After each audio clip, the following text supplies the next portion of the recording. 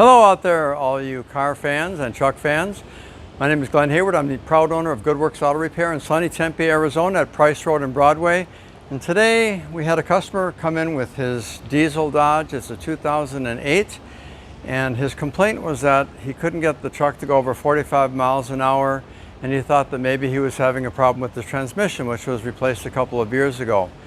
So upon our inspection, which we always do a digital inspection on a vehicle, our tech, Raul, found this in the air box.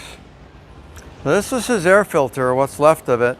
And apparently, because of the way that the air comes up through this, it comes up through this channel right here, comes up through here in a hose, then it ends up here where the air filtration actually takes place. So here's the new air filter we're about to put in. And this was his old one. Now you see that the difference between this air filter and this one is this has got some glue on here that actually keeps those pleats from collapsing and making the whole thing collapse like it did. So we're going to change this.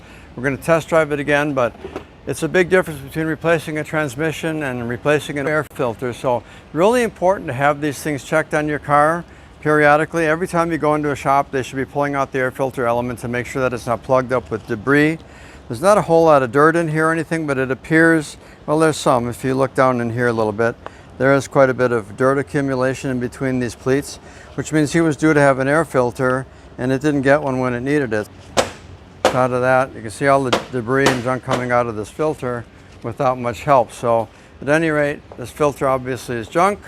So we're going to change it out, take it on a test drive. We believe that's probably going to resolve the problem. If not, I'm going to come back and talk to you again on it. But thank you for your time today. Welcome, and thank you for visiting us on another episode of Under the Hood with Glen at Good Works Auto Repair. Thank you.